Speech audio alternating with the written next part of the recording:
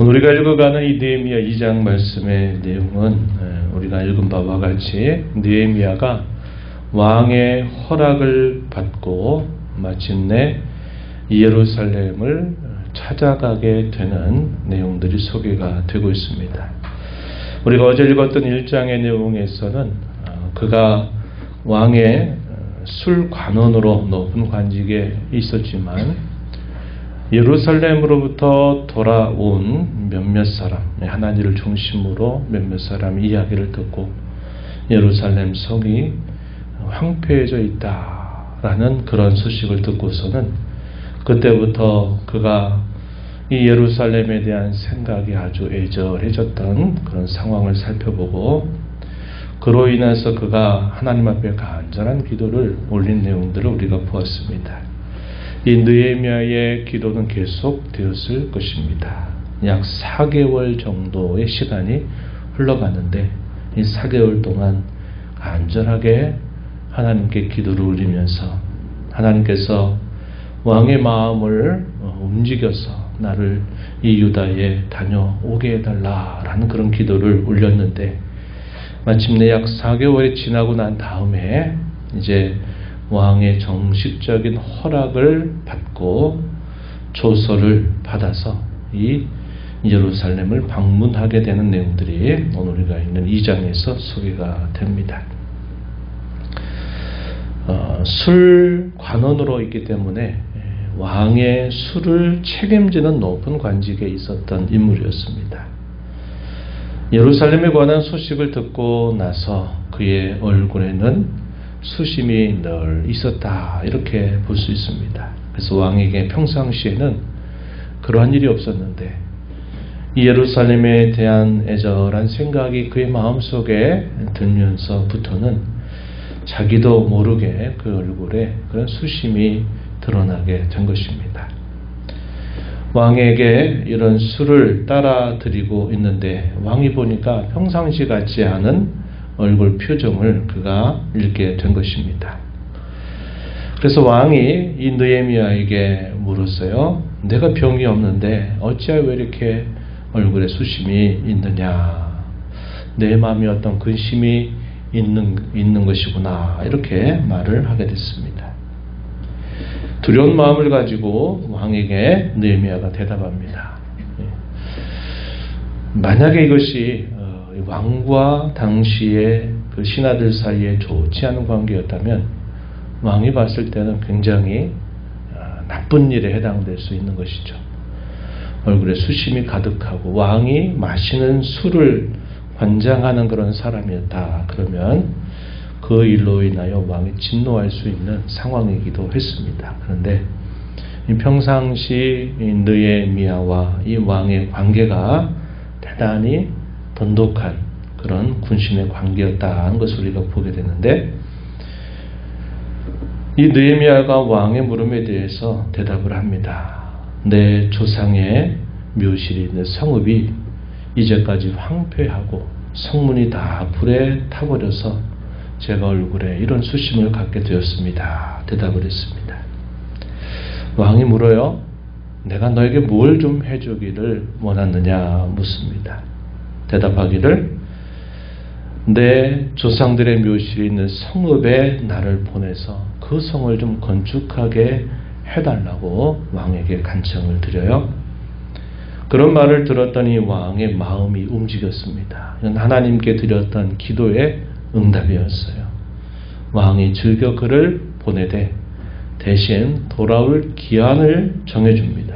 얼마나 있다가 오겠느냐 하는 것을 정할 것을 요청하게 돼요.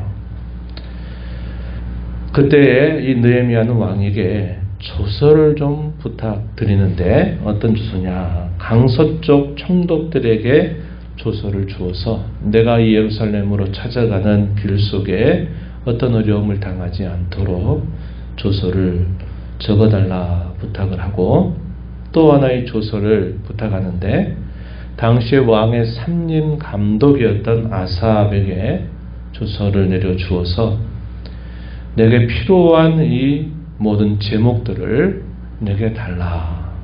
이것을 왕에게 조서로 부탁을 하게 됩니다. 성전에 속해 있는 영문의 문, 또 성곽, 자신이 거주하게 될 집을 위해서 쓸 제목을 달라고 요청을 했습니다. 왕이 그러한 느헤미야의 요청에 대하여 흔쾌히 허락하죠. 느헤미야는 회고하는 후의 기록을 통해서 오늘 우리가 읽은 본문 말씀처럼 뭐라고 그것을 말했냐면 8절 하반절에 보니까 하나님의 선한 손이 도와주신 것이다 라고 말하는 것입니다. 일어난 일들은 갑작스럽게 일사천리로 쭉 모든 일들이 이루어진 일이지만 그러나 갑자기 사실상 일어난 일은 아니었다는 것을 우리는 확인하죠. 왜냐하면 4개월 전부터 그가 늘 하나님 앞에 간절한 마음을 가지고 하나님의 그런 기회를 자신에게 주시기를, 왕의 마음을 움직여서 나로 이 예루살렘을 다녀올 수 있도록 해달라고 그는 간절하게 기도하였고, 그는 일상 속에서 늘 하나님을 향한 그 마음, 또 하나님이 두신 그 땅에 대한 늘 기대와 생각을 가지고 살았기 때문에 일상 속에서 늘 하나님과 함께하는 삶을 그는 살았고, 또 이 예루살렘에 황폐했던 이 소식에 대해서 듣고 난 다음부터는 특별하게 늘 하나님 앞에 잊지 않고 그곳을 위한 기도를 계속 하나님께 드리게 되었던 것입니다. 일이 일어나려고 하니까 일사천리로 그 일이 이루어지게 되지만 그렇게 일이 진행되도록 오랜 준비의 시간들이 있었다 하는 것입니다. 두 가지로 볼 수 있겠죠. 하나는 일상 속에서 늘 하나님을 가까이 모시고 살아가는 일상 속에서의 하나님과의 동행, 그리고 특별하게 이 예루살렘 소식을 듣고 난 이후로부터 예루살렘에 대한 더 간절하고도 절박한 기도, 이것이 함께하게 되면서 하나님이 그의 정하신 때가 되니까 이 일들이 일사천리로 진행되도록 이끌어 주신 것입니다.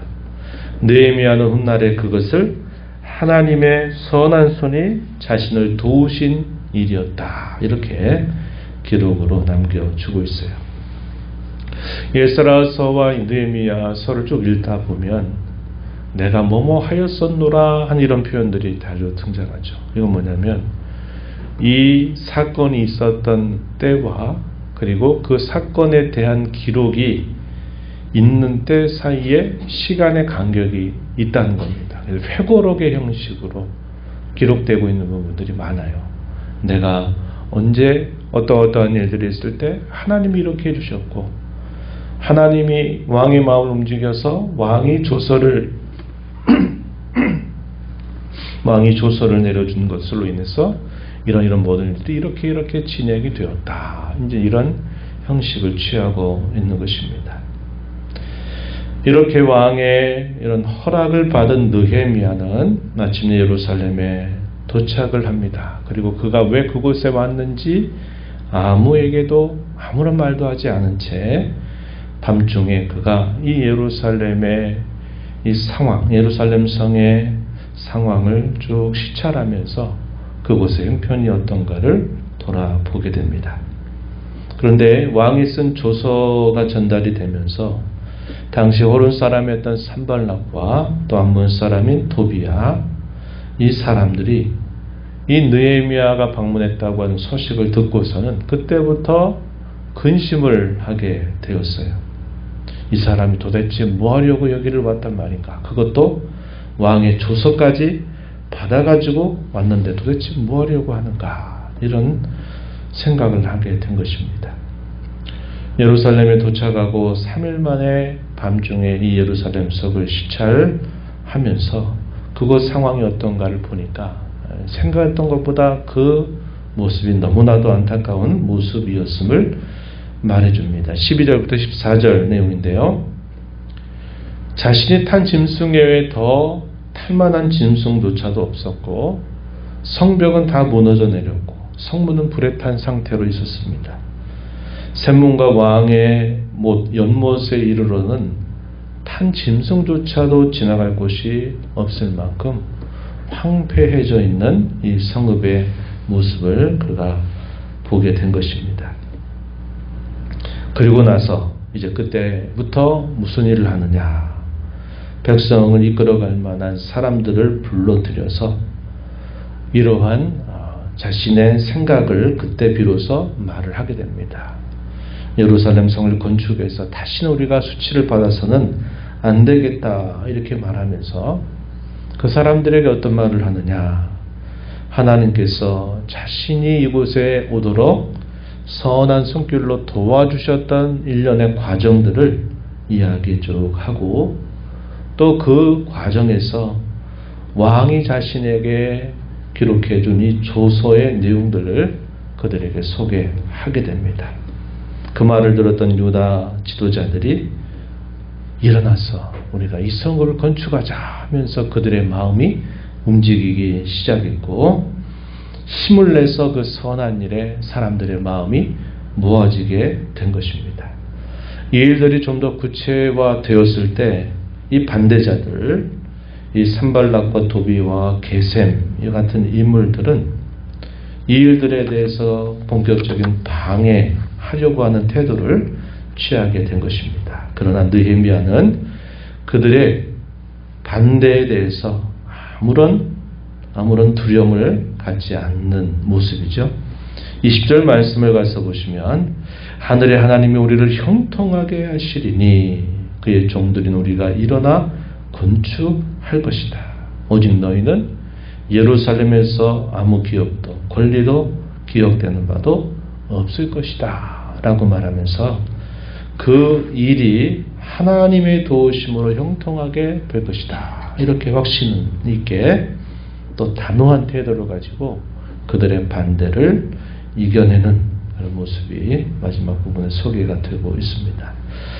오늘 우리가 이 말씀을 보게 되면서 이 예레미야의 관심이 무엇인가? 어제도 그런 말씀을 나눴습니다만 그가 이방 나라 가운데서 포로민 신분으로 그 땅에 살면서 높은 관직을 차지한 것, 그것을 어떻게 보면 세상적으로는 최고의 성공을 거둔 일이지만 그의 관심은 거기에 머물지 않았다는 겁니다. 하나님의 백성들이 수치를 당하고 어려움을 당하고 또 하나님이 이름하고 계신 하나님이 함께 하신다 하셨던 자신 고향 땅에 예루살렘의 성벽이 무너졌다는 소식을 듣고 나서는 계속 여기에 마음을 쓰고 기도하고 있는 느헤미야의 모습을 보게 됩니다. 그가 어디에 관심을 두고 살고 있는지 보게 되는 것이고 자신의 안위보다도 하나님 백성들의 안위를 먼저 생각하는 그의 마음, 그의 중심, 이것이 잘 표현되고 있다 하는 것이죠. 오늘 우리에게도 이러한 마음가짐이 중요함을 배우게 됩니다. 주님을 향한 저와 여러분의 마음, 또 주께서 피로 값주고 사신 몸된 교회 혹은 성도들을 향한 또 마음, 이것을 우리가 다시 한번 점검하고 그저 나 한 사람 큰일 당하지 않고 어려움 당하지 않고 큰 문제 없이 지나면 된다 이런 생각에 안주하지 말고 주님의 관심에 우리의 관심을 집중하면서 늘 살아가는 신앙의 자세를 배워야 되겠다는 것입니다. 아까도 말씀을 드렸지만 어떤 일들이 일사천리로 형통하게 되는 이 일은 하루아침에 갑자기 된 일이 아니었다는 것을 우리가 깊이 마음에 생각하면서 우리가 일상 속에서 하나님과 늘 가까이 동행하는 삶, 어떤 문제가 있든 없든 항상 하나님을 가까이 모시고 살아가는 삶이 얼마나 중요한지, 또 특별한 어떤 상황이 생겼을 때는 또 특별한 마음을 가지고 하나님 앞에 간절하게 기도하는 삶이 우리에게 늘 중요하다는 겁니다. 이런 일들이 우리의 삶 속에 잘 동반될 때 하나님은 그의 때에 가장 좋은 것으로 우리에게 길을 열어주시고 그의 뜻을 이루도록 주장하고 계심을 우리가 보게 된다 하는 겁니다. 이 한 주간 또 흩어진 교회로 살아가게 될 것입니다. 이번 주간 또 많이 더울 그런 날들이 계속 될 수 있겠지만 매일매일을 살아가면서 하나님을 늘 가까이 생각하고 하나님과 함께하는 삶, 그분의 뜻을 마음에 품고 살아가는 삶, 힘써 살아가는 저와 여러분 되기를 바라고, 특별한 일이 있을 때는 그 일에 관하여 늘 하나님 앞에 의지하며 기도하며 도우심을 구하는 삶을 살아가므로 이 한 주간 동안 주 안에서 형통한 삶을 살아가는 저와 여러분 모두가 되기를 진심으로 축원합니다. 하나님 아버지 감사합니다. 지난밤에도 저희에게 쉼을 허락하시고 이 새벽 시간 저희를 깨워주셔서 오늘도 아버지 앞에 저희 걸음을 인도하시며 앞서 행하시며 주시는 주의 말씀을 또다시 읽고 교훈받게 하심을 감사드립니다. 이방 땅의 높은 관직에 있고 그가 사람들로부터 특별히 왕의 총애를 받았던 자리에 있었던 것만으로도 그의 삶은 대단히 성공적인 삶이고 남부를 것이 없는 삶이었을 것인데 예루살렘 성이 황폐하게 되었다고 하는 소식을 듣고 나서는 더욱더 애절하고 간절한 마음을 가지고 하나님 앞에 기도하며 그 일에 대한 관심과 또 수심 염려를 갖는 모습을 저희가 살펴보면서 저희가 이 세상을 살아가면서 어디에 마음과 관심을 두고 살아야 될지를 배우게 됩니다.